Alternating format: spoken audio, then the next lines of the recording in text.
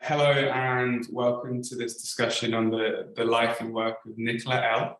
My name is Harry Thorne. I'm a director here at Alison Jacques in London, and I'm delighted to be joined for this conversation by Flavia Frigeri, Ruba Katrib, and Oliver Landenberg, each of whom I will introduce in slightly more detail momentarily. And this discussion has been organised to coincide with the first exhibition of work by Nicola at the gallery. And this exhibition, which is presented in partnership with the Nicola L collection and archive in Los Angeles, is the artist's first UK exhibition and anticipates both a forthcoming monograph published by Apartamento in autumn of this year, and also a major survey at Camden Arts Centre here in London in 2024, which we're all hugely excited about. To give a very brief overview for those who have not encountered this kind of rich and vibrant subject matter before, Nicola was born in Mazagan in Morocco in 1932 and passed away in LA on New Year's Eve in 2018. Nicola spent much of her childhood shuttling between North Africa and France. And then in 1950, when she was almost 18, she left her family home in the Ardennes and relocated to Paris, which is, as I'm sure we will discuss, a city that, in addition to New York and Ibiza, would ultimately prove to be kind of vital and formative to the development of her practice and her, I guess, personal life as well. Nicola found Paris at an exciting moment, right in the midst of a cultural upheaval of sorts, whereby abstraction succumbed to figuration, nouveau realism took hold, and art felt like a markedly more collaborative and potentially more critical enterprise. And not coincidentally, it was during this period that Nicola first started to incorporate bodies into her work, painting heads in profile and layering skins from stacks of thousands of accrued parking tickets. But it wasn't until the 60s, until 1964, following a meeting in Ibiza with her mentor, the Argentinian artist and poet, I suppose, Alberto Greco, that she realized the full potential of the body and the skin as metaphor, something that would prove crucial to her work in the future. When Greco took his life in 65, Nicola burnt all of her abstract paintings, or at least she claimed to do so, and produced the first of her penetrables works, which were wearable fabrics that connected those within, and as a result transformed groups of individuals into a singular functioning organism. And now, as with the more politically engaged banners that would follow, Nicola viewed the kind of inherent community and collectivity of these works as political. It was a political declaration, I believe she said. And if this series encouraged bodies to gather and coexist, then the functional objects, one of which you can see behind me in the form of a red lip lamp, these functional objects kind of disassembled bodies completely. And we're assuming a broad range of forms, from sofas to commodes to ironing boards and so on, many of which were included in the survey at the Sculpture Centre that Ruba organised. This kind of anthropomorphic furniture took the objectification of women's bodies to an absurd and comedically literal conclusion, all the while accentuating this idea that art should serve some sort of function, which was kind of key to a lot of what Nicola was doing throughout her life. As we will discuss, I'm sure Nicola was varied and uniquely kind of vibrant throughout her life and pushed her view of the world through performance, through sculpture, through painting, collage, and documentary film.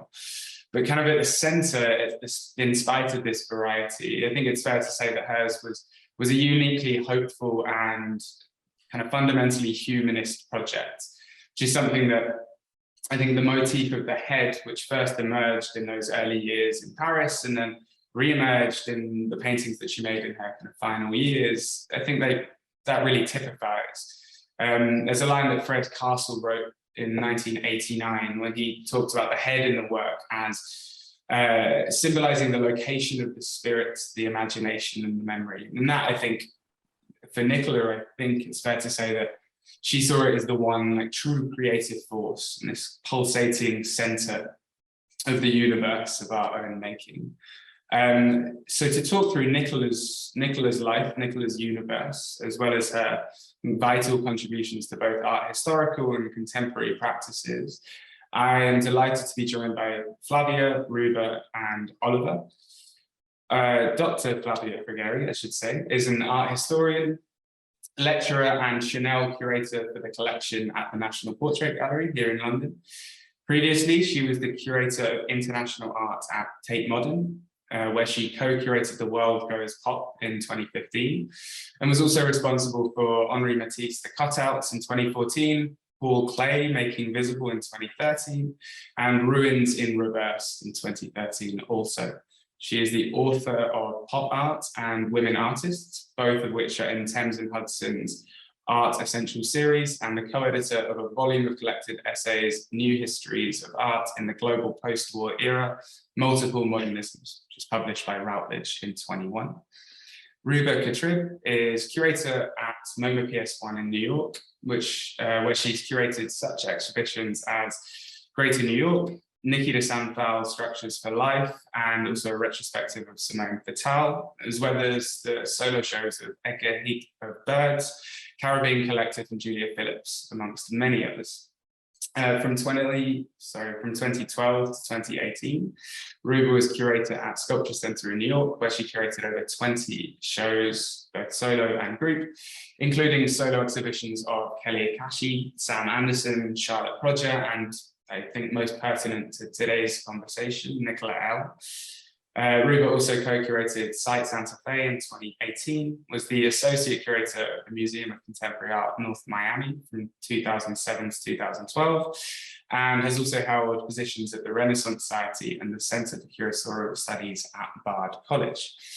And last but certainly not least, Oliver Lanzenberg, who is a cinematographer based in New York.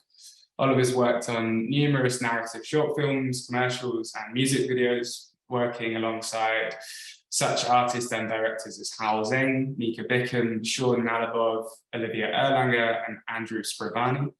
Oliver also happens to be Nicola L's grandson, and in recent years has been doing hugely significant and hugely helpful work as part of the Nicola L collection and archive. And it's with Oliver that I would like to begin today, if I might. Oliver, by way of a kind of personal introduction to this topic, could you tell us a little bit about your memories of Nicola, whether as an artist or as a grandmother? Sure, yeah. I was born in New York when Nicola was living there originally. So we had that, not that this is a memory, but we had that initial connection. Soon after, moved to LA. So for a lot of my childhood, you know, we were a little distance, but we always had a close relationship. She used to always fax us checks for Christmas that my dad would then have to turn into cash. And then in 2009, I moved to New York, and it's really there as an adult or me as an adult, really got to know Nicola on a more personal level. We were incredibly close. I was her driver and good friend, somewhat of an assistant.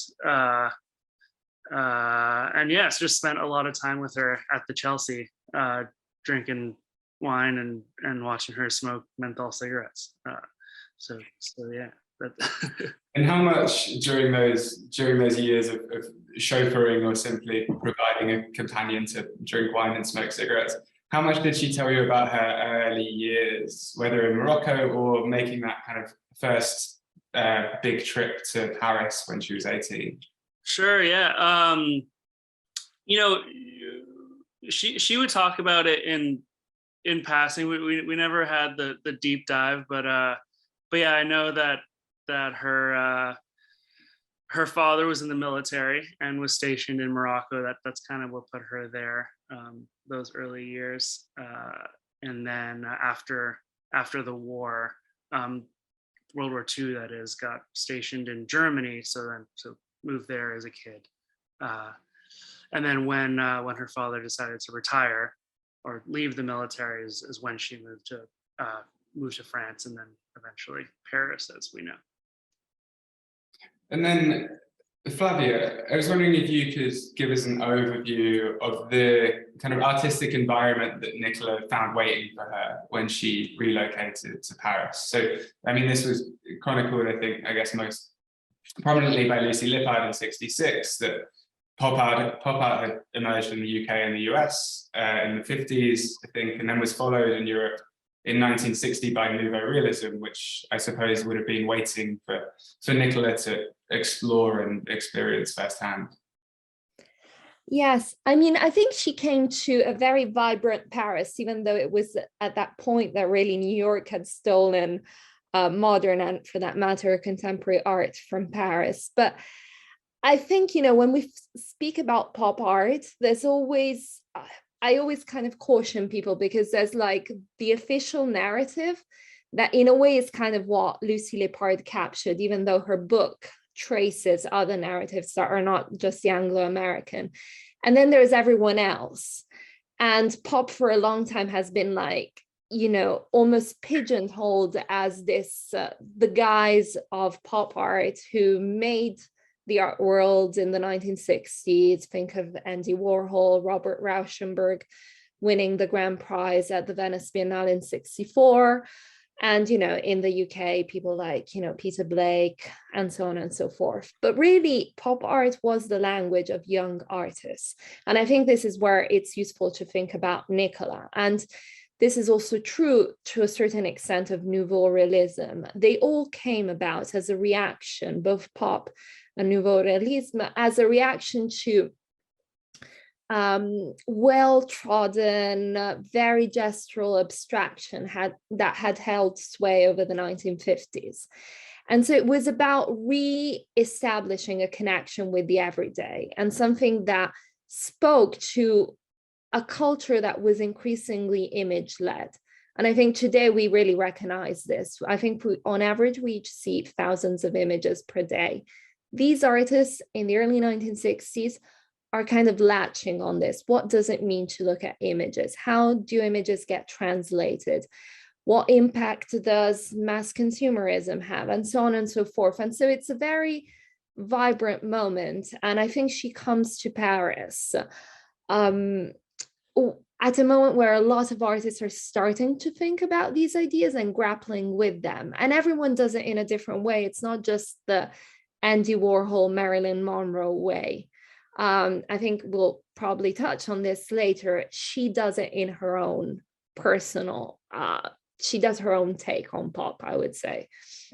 And who would she have been associating with at this kind of burgeoning, exciting moment in Paris? Well, I think around this time she met the critic Pierre Restany, who was an incredibly powerful figure within the Parisian context. He was one of those critics, curators that could be found everywhere at the same time in Europe at once, and was someone who very much had his pulse on a lot of artists working in and around pop. But I remember speaking to her about this and asking her when we were working on The World Goes Pop. And I said to her, I shared with her the list of artists that we were thinking of including in the show. And she kind of pinpointed the people she knew.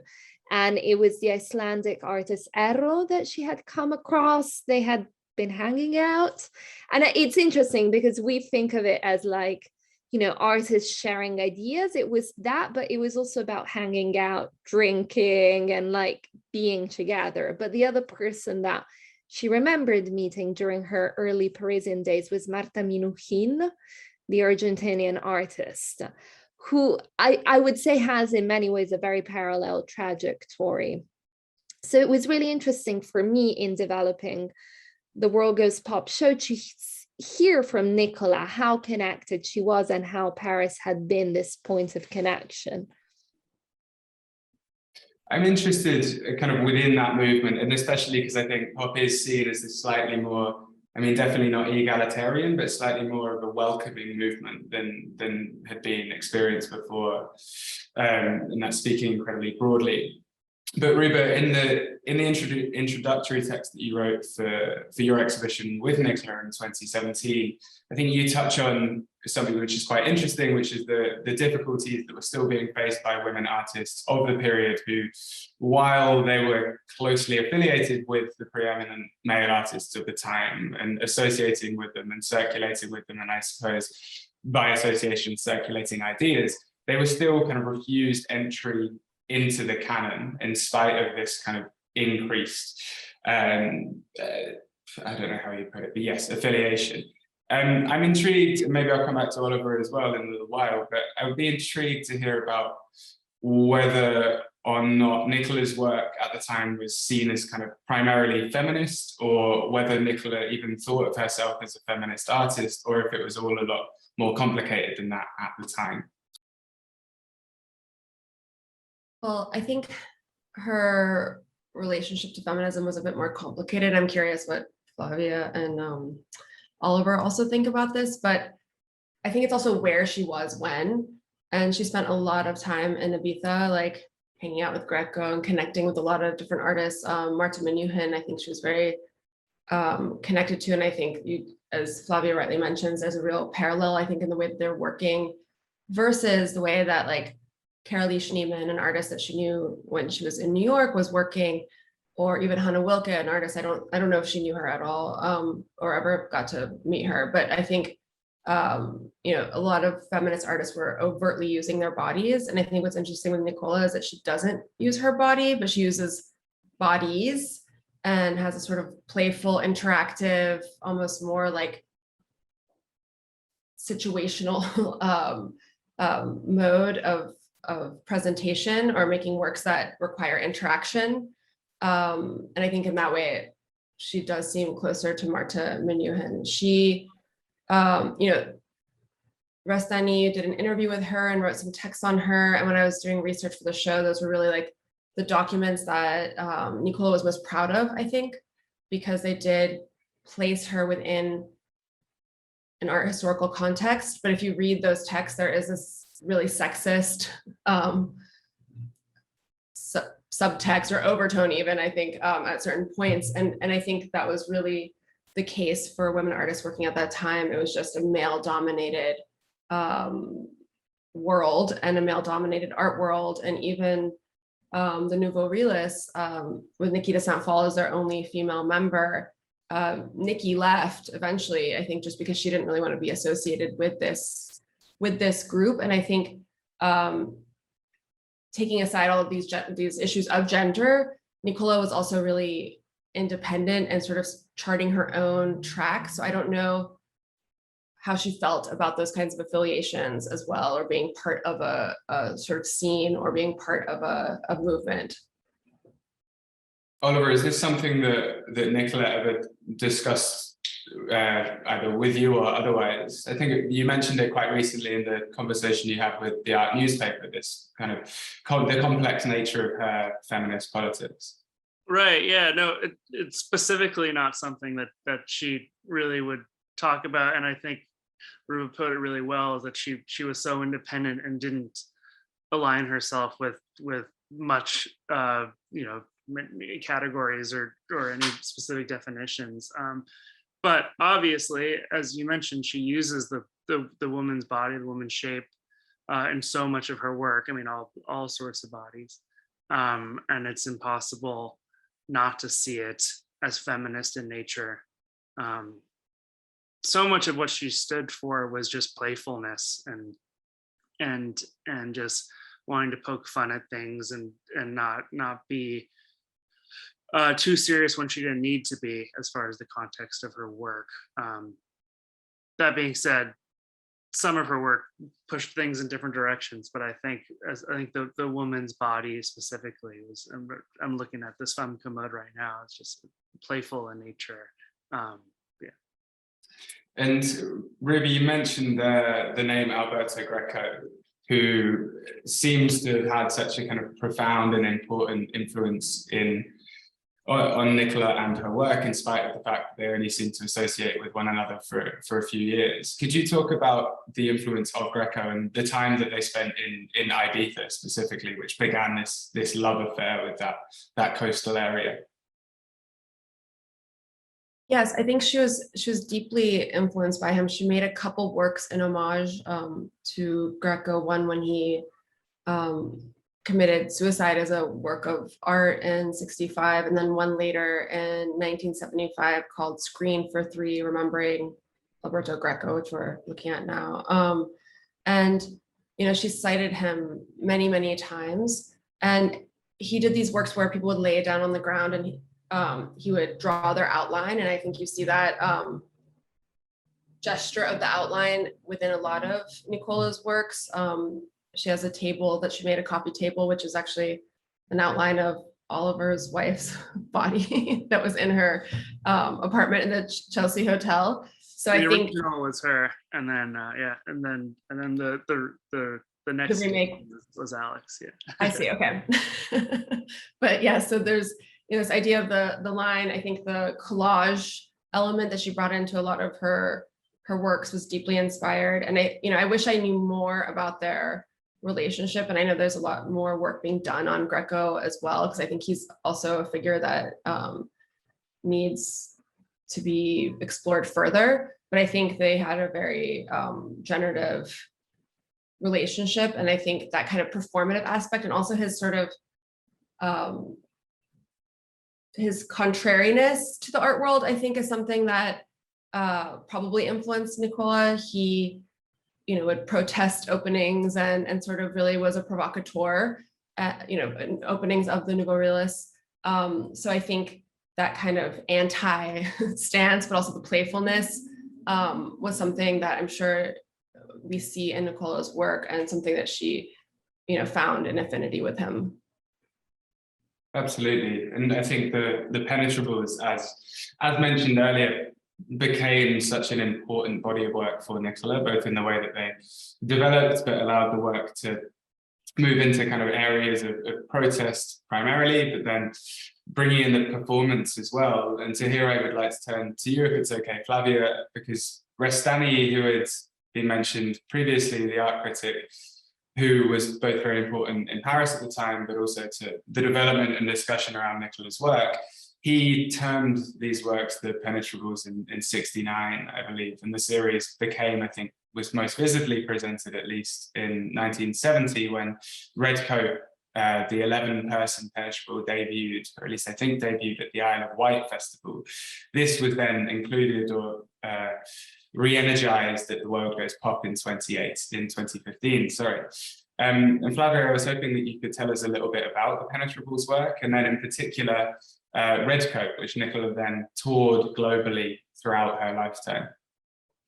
Yes, I think as a way of answering the question, I want to just build on something that Ruba said earlier about Nicola's relationship vis-a-vis feminism and the body. And I think that really touches on a key point that speaks to the penetrables and the Redcoat, which is, like many female artists that are associated with pop, they tend to be at the cusp, many of them, of feminism. So you can either argue they're proto-feminists, but in many ways unconsciously so, or they're really thinking about the body, and the body in a slightly less of a space necessarily for conflict or for empowerment. And I think this is what really drew me to Nicola's work, is this idea of a body becoming this equalizing space. I mean, their works art specifically look at the female body, but then there's the Redcoat. And the Redcoat, in a way, it has that playful element to it. The way she told the story of how it came together. She was going to go to the Isle of Wight, go to the concert where Caetano Veloso and Gilberto Gil were playing. And, like everyone, she had in mind that the Isle of Wight is in the UK and it always rains in the UK and you need the coat. and you need something to cover yourself. And so it kind of had this beautiful, playful narrative to it. And it really spoke to the times. The concerts at the Isle of Wight are so, in a way, ingrained in the memory of the 1960s. But then, the coat, yes, began with this, story, and she went to the Isle of Wight, and guess what? It was scorching hot. And so they just took off the coat, and apparently they were all naked. And she loved saying this story in a really funny way, and it kind of made it magical. But then, there is more to that story. And I think that's where it's really important to think of her as, again, Ruba was saying, outside of movements, pursuing her own line of thinking. Because then she packed up the coat, put it in a suitcase, and just started traveling the world with it and inviting people to step into a coat that's made for 11 people. And by the way, it's a very heavy coat, as I'm sure Oliver knows, and quite something to manage. I mean, she said to me the first time we spoke about it, she said, you really need to learn how to walk as a group of 11, because you can't just go your own way. And it's true, like once you're in it, I tried it myself, you really need to follow the beat. And I think there's something very special about the fact that she took this coat to the streets of Brussels, Barcelona, all around the world, New York, and asked people to come together. It's the message of coming together that really makes the coat something, I think, very special. And I don't know if it was in Flanders, but someone the group apparently ran off with a coat and got on a bus, and then she had to chase them down. So it came with a lot of stories. And so when we started thinking about having the coat in the show, it became paramount that it couldn't just be like an archaeological artifact of some performance past. It had to be something that had to be activated. And so with Nicola, in fact, we organized for the coat to have its own London moment. And yes, this is the coat on the Millennium Bridge at the start of the day. She also made a banner saying the world goes pop. And then we went on a boat, we went to Buckingham Palace, said hello to the Queen, sat down for tea. And we and this, I could tell, was for her really exciting, but also for us, it just made it gave it a whole other level. Like, you can't just see it as something hanging. Sorry, it was a very long answer to your question. Not at all. As a brief kind of follow-up or aside, am I right in thinking that Nicola, when thinking about the performance that we're looking at here on the Millennium Bridge, wanted initially the performers to be wearing roller skates? Yes, she said to me she really wanted them to be wearing roller skates. And, bear in mind that already I broke a lot of rules in having people wear a coat that was supposed to go on view in an exhibition. I mean, you know how museums can be very finicky about health and safety and regulations around artworks and conservation. And so when, she broached with me the roller skaters, I was like, what if someone hurts themselves? It became also, because the idea was the coat at the very end of its day was going to come storming in down the turbine hall, running towards the exhibition, sort of metaphorically. And I already imagined the 11 people with the skates down the turbine hall. And that could have ended in disaster. So we agreed on normal shoes. But we did have someone playing the sax with us all day long, because she felt it was really important that the coat had a beat, a musical beat. And that, I think, comes from the origin of the coat when it was first performed. And you do need a beat. I saw what she meant by it. And so moving from that kind of initiation of collectivity towards other kind of communal gatherings in the form of protests. So in 1966 was the anti-Vietnam protest that took place in New York. In 68, Nicola was in Paris for the May 68 protests. And then in 69, in Franco-era Spain, she was detained briefly for performing the red coat, which was seen then as a political gesture. Oliver, I was wondering if, again, not to kind of understate the complexity of Nicola's kind of view on the world, because complex it was from start to finish, but I was wondering if you could tell us a little bit about her relationship with politics, or even if it was simply her relationship with the power of community or with gathering? Sure, yeah.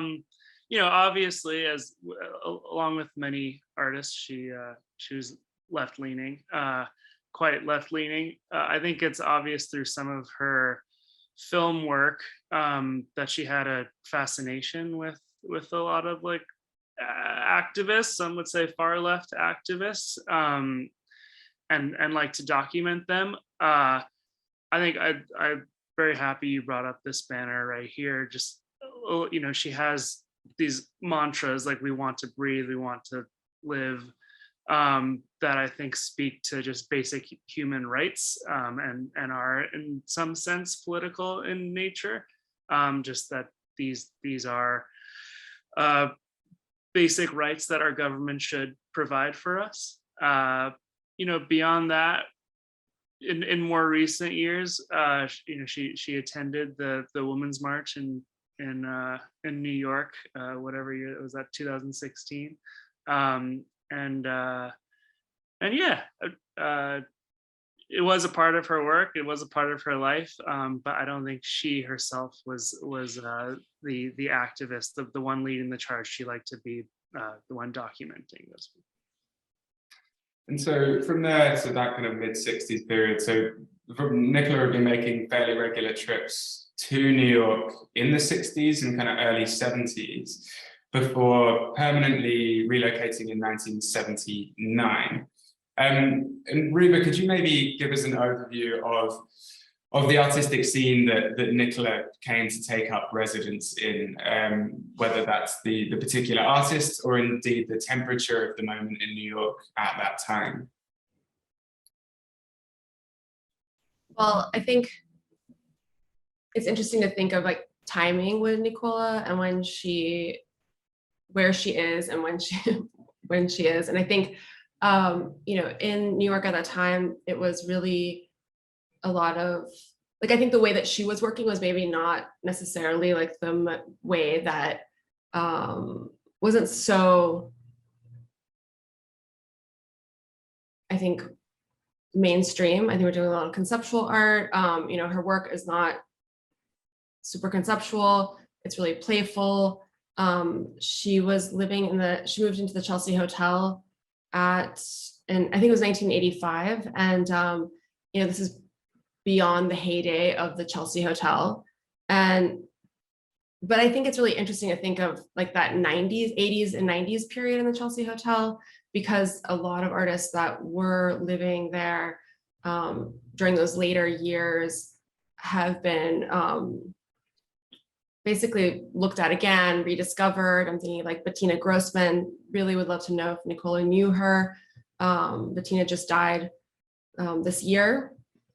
Artists like Martine Barat, the photographer. And so just really, I think she was in the heart of the art center in the Chelsea Hotel of New York. She was, hanging around with artists. She was going to shows. She was really active, but I don't really know exactly like who her close friends were at the time. And I know she really wanted to show her work. And so she was showing in a number of galleries, design galleries, art galleries. And I think that she was shifting between disciplines or interdisciplinary was something that I think is a strength that we can recognize now, but at the time was a little harder perhaps to be, for Nicola to sort of define her practice or really like secure her place in the New York art world.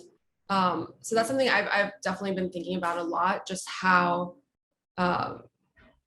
Nicola moved in a lot of different circles and showed her work in a lot of different places, and how for her it was most important to get her work out there, but it wasn't necessarily perhaps the way to kind of sort of define her practice for a much smaller art world in New York, and I think a much more closed art world in New York at the time. And I guess that idea of interdisciplinary making or travel is epitomized by the functional objects, which I think she was starting to focus on in the late 60s, early 70s. So the femme commode, which we saw earlier, was was conceived in 1970, I believe, and then I think the first show of the objects was in 1973. And these works obviously took up such a prominent position in your show at Sculpture Centre Ruber, in front of this really vibrant blue wall, this kind of parade of objects and figures. Could you talk to us about this particular body of works, which I do think are amongst Nicola's best known at this point, and give us some examples of the works that you interacted with when you were bringing together the list for this show?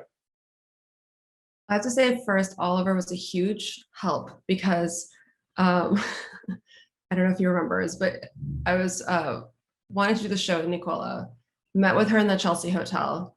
We were talking about the exhibition. Her gallery at the time, Elga Wimmer, was very helpful. She didn't have like representation with a single gallery. She had worked with Broadway 1602. She was working with Elga. We went to her storage, and really I was trying to track down pieces. So Nicola also had an amazing website where she had self-archived her practice, which I think a lot of artists who don't receive a ton of recognition of older generations tend to do. And these can be incredible resources where you see like everything they've done pretty much on their website. So I had an amazing resource there, but it was really important for me to bring together the interdisciplinary facet of her art, because I think showing in design galleries started to make her more of a designer. And I don't think Nicola was really a designer. She was an artist. And so it was an important corrective to bring together her functional objects with her paintings, with a film that she made, with designs, sketches she had for future ideas, with the penetrablos, with the red coat, the documentation, with just the library head. A lot of the works that were in the show were pieces that she had made in the 60s and then remade later on. So they were addition pieces. And, I think once you saw these works together, I think it was possible to understand the scope of Nicola's vision.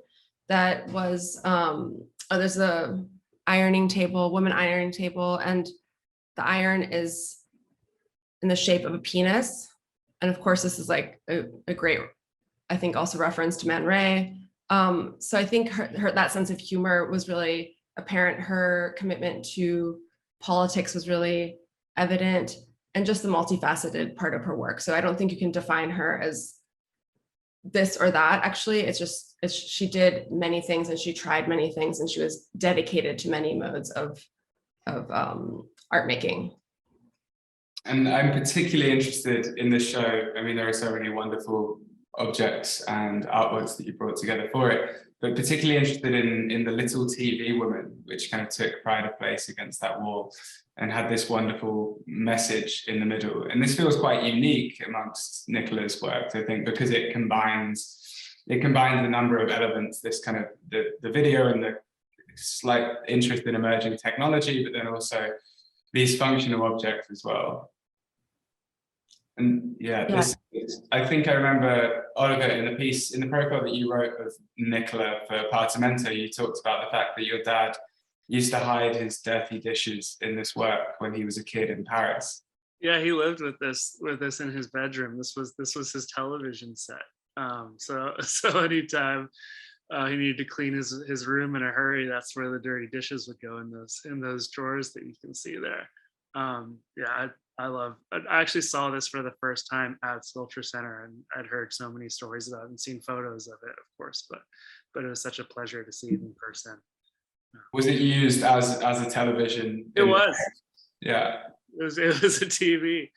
When not being shown, when in a home. Yeah. I think to kind of loop back to the biographical side of this, and to pick up on what we were just saying about these works being lived with, Oliver. So when Nicola moved into the Chelsea Hotel, where she lived for a fairly significant amount of her life in that period, Am I right in thinking that she lived almost exclusively amongst her own artworks and her own furniture? And if so, can you paint us a picture of that, the environment that she created for herself?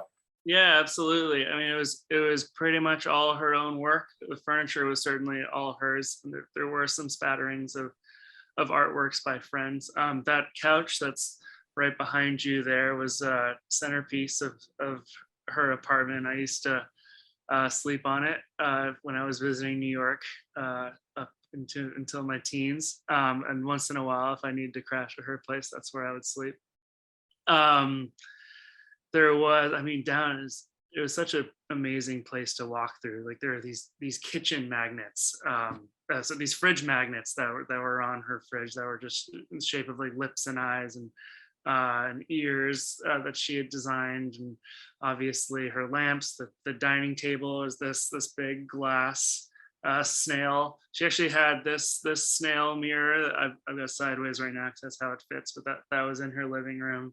And it was almost it was like an interactive museum, and obviously nothing was delicate. Everything was used, and no coasters on the woman table, and grease stains all over the femme commode. There is something in that desire to live amongst the work and to ensure that the work is always active, whether it's in between showings and things. It does suggest the kind of, and I mean this in the most kind of positive way, a slight lack of preciousness with regards to what she was making, or even just a simple desire that it has a function in the world. And do you think that view extended across all of her work, or was that simply a logic that she applied to the functional objects? I think it applied to all of her work, at least in my experience with the work. I had always had a very loose, not delicate relationship with everything until I started seeing things in shows at a certain age. I kind of understood like, oh, this isn't stuff I can thrash around. But no, down to some of the two-dimensional pieces that she lived with at home. It's like we wouldn't write on it or scratch it up, but there was never, I never got my hand smacked for being too close to it or anything like that. When we were getting ready to do the show, we were raiding Nicola's apartment and her storage, but it was very much like pulling things from the apartment and things that she was using and just putting them in the U-Haul and taking them over to Queens. I mean, that day we had in storage was wild. Just pulling things all over the place. That was a great time. Yeah, it was really a process of discovery, going through papers, going through, what's in this box, what's in that box. And that's a lot of that was how that show was assembled too, was really like taking the deep dive, one of the first deep dives. Absolutely. And I think almost the high point or the epitome of that idea of living amongst things came during her time at the Chelsea Hotel, where she worked with the designer Fred Flores to put together the Snail Suite, which I've always struggled to find documentation of, but as the story goes, it was a kind of immersive pink environment whereby every single item of furniture or kind of aesthetic embellishment was in the shape of a snail. And I believe it was commissioned by the hotel, but I'm not completely sure on that. Did you see that space, Oliver, or talk to Nicola about that project? No, actually, I don't know what you're talking. I don't know what you're referencing. I haven't seen any snail, or I hadn't seen any snail works in the Chelsea. There was definitely a painting of a head that lived in the lobby for a while, but I'm sorry. That's okay. There is a chance I've manufactured this completely. No, I'm sure. Immersing myself in the world of Nicola, but I think I'm gonna start doing research on this. I love these projects. To continue from this idea of the snail, whether or not it existed or in the form of a suite at Chelsea. But Ruby, you talk about this motif, which becomes quite important to Nicola's work, in terms of both its use as a metaphor for kind of eternity or cyclicality, but you also discuss in your text for the Sculpture Centre the snail shell as a kind of extension of the logic of the penetrable skins and the architecture of the skin and covering. Could you talk a little bit about that, the symbol of the snail? Yeah, I mean, the snail shell is like this architecture, but it's also a skin in a way. And I think that's a really interesting way of looking at Nicola's work, where she's creating these forms, which we can call design forms, but and how she's relating those to the body and merging, the dresser with the female body, or merging, the eye with the lamp. So there's really this kind of play that she has where she's putting together symbols of the body with these sort of metaphors, like the eye lights up, or the snail head. In her bedroom, she had a snail headboard, and I think it's interesting to like sleep in a snail bed.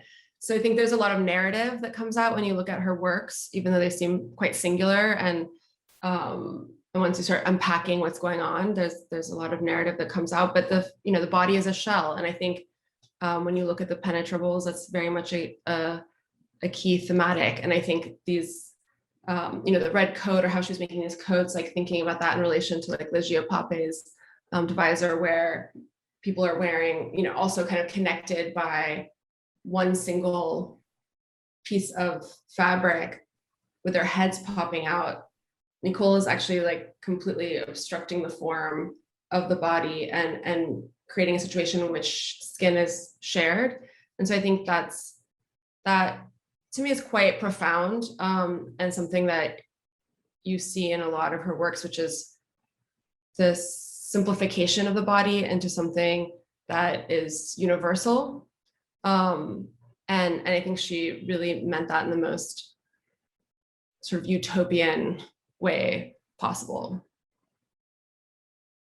And this is slightly angular as a transition, but I want to make sure that we don't miss it, because I'm really interested in the film work that Nicola was doing in the 80s in New York, because I feel like as much as there is work to be done on increasing the profile of a lot of Nicola's work in terms of the paintings specifically, given how prominent the furniture has been, the functional objects have been for so long, I feel like her work with documentary film, which is obviously an industry that her children and grandchildren have now entered into, I'm interested in how that played out alongside the rest of the work she was doing. So she made a documentary on the band Bad Brains at CBGB. She tried to raise money for a feature film on the kind of the legacy of left-wing activism in the 80s. And this felt like a really important time of focus for her in that 80s period. And Oliver, I was wondering if you could tell us a little bit about that side of her work, which I think is slightly underexplored up until now. Right, yeah, I mean, the first films, the first documentaries she was making were earlier. She did a short doc on Ava Forrest, and then another short doc this a little later on Abby Hoffman. It was kind of the last interview he gave before he went to prison. And then, yeah, she always had a fascination for film. She's the reason why my dad got into film, and as a result, my uncle and my brother and myself all got into film. She handed my dad a camera at a young age. She saw film and documentary specifically as just an important medium for showing the world. And I think as a relatively new inhabitant of New York City, and she would frequent CBGBs and saw this band, the Bad Brains, performing, and decided she needed to make a film on them. Literally walked up to them and asked, and then had my dad shoot it. It's some really great really great little doc. She then made some documentaries in later years. She made Doors Ajar at the Chelsea Hotel, and is actually was working on another film up until she passed, about different characters in her life, just these short little interviews about. I'm sure you guys maybe were all asked on camera to be in this. This is getting long-winded. I'm sorry, but I think though not every piece was intrinsically a part of the rest of the body of work. Some of it was, and she always had a fascination with the medium and felt it important to express herself and her art through film. And was that something, do you think she saw that as part of her broader artistic practice, or did it sit aside as a kind of separate project that she continued? I think that depends on the piece. I think to some degree, yes. I mean, there was like Sand, Sea, Sky, for example, which was in many ways an art film that related to a lot of her other non-film pieces. But I think, though obviously she is an artist making these documentary pieces, those were kind of separate and more Nicola L, the filmmaker, rather than a direct connection to the rest of her art. And going from there, I think kind of in order to push us kind of towards the contemporary moment and the closing stages of the conversation, I wanted to talk about Nicola's work in a contemporary context, which is what a lot of people who have visited our show, as with The World Goes Pop and with Sculpture Centre, would have encountered it as this kind of slightly older form of artistic expression, but seen within a new light, and that could be anything from artistic to social, cultural, political. And Flavia, having done the work that you've done at Tate and with The World Goes Pop, I was wondering if you could just give us a kind of an overview of pop art, verylouselly's kind of continued legacy, and what people might pick up on that still feel contemporary within Nicola's work, say encountering it today, whether that's the political engagement, whether it is the feminism and this idea of objectivity, whether it is the spiritualism that Nicola also introduced to her work. What is there that pop art can kind of still bring us, if that isn't too grandiose and ludicrous a question? I mean, I think pop as a whole, what it can still bring us is engagement with images and the everyday in a way that is still very relevant today. Just think about Instagram and imagine what pop artists would have done had they been around, had they still been around now. But I think in terms of Nicola's work, and I should say this, when we were putting together The World Goes Pop, we were looking at pop in a very expanded and fluid way. It was a term that we were using in a very elastic way. In fact, when asked, only one of the artists, which was Marta Minuhin, said she identified with a pop label. Everyone else said no. So it's pushing slightly against the grain there. But I think in terms of like what the specificity of Nicola's work, and I think this was something we had in mind with the show, was also to give visibility to the specificity of a lot of these artists that eschewed traditional movements. And I think what's really exciting about her work, having also spoken with people since the show, and still today, it's this idea that it very much transcends a lot of disciplines and feels very of the moment, even though it was made at a different point in time. So even the coat was made in the late 1960s, but the broader spectrum of it and the sort of broader meaning of it still resonates, that activist element to it, but also the playfulness. It's that ability of, having lots of different tones, but also lots of different really crossing lots of different fields, design, but also a sort of veiled feminist critique. It's this like very, very subtle ability to engage with so many different things at once that I think makes it incredibly contemporary. And probably if you showed someone these works and you didn't say who made them, you didn't say anything, they would think they were done now.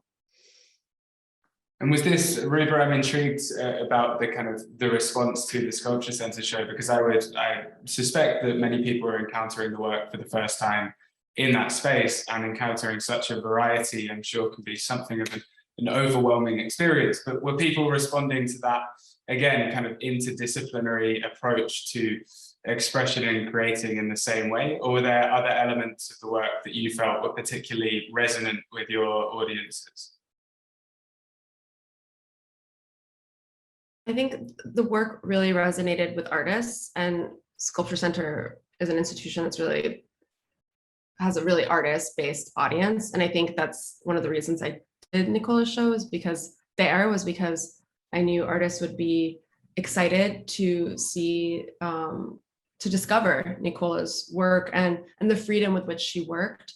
You know, I think there is something about the proximity to the product that when Nicola was, you know, working, when she came to New York in the 70s, 80s, when she was living here, seemed perhaps in bad taste at times, or like more geared towards a design context. But I think contemporary audiences completely understood and could see that this was a really innovative way of working that allowed her to sustain herself and to make works that were accessible, even if profound and remarkable. And just working on doing a lot of work on Nicola L recently, you know, the show that I did at PS1 last year, I included her perfume bottles and scarves and things that she had made to circulate in the world in a different way than perhaps like a sculpture or a painting. And I think that's something that I see in common between Nicola and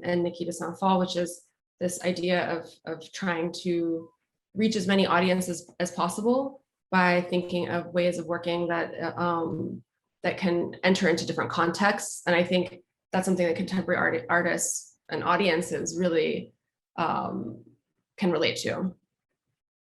Absolutely. And I think that's a really nice way, this idea of circulating in the world, to lead me on to what I think is my final question, and we'll, in the name of cyclicality, come back to you, Oliver, and again to this slightly more personal account, Nicola.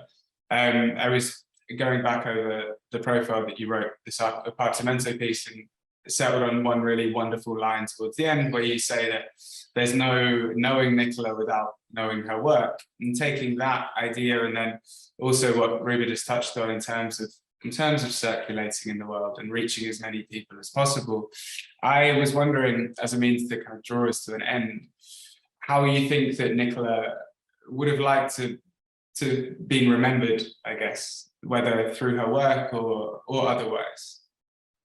Yeah, I think you're looking at it, just the nature of us having this talk right now.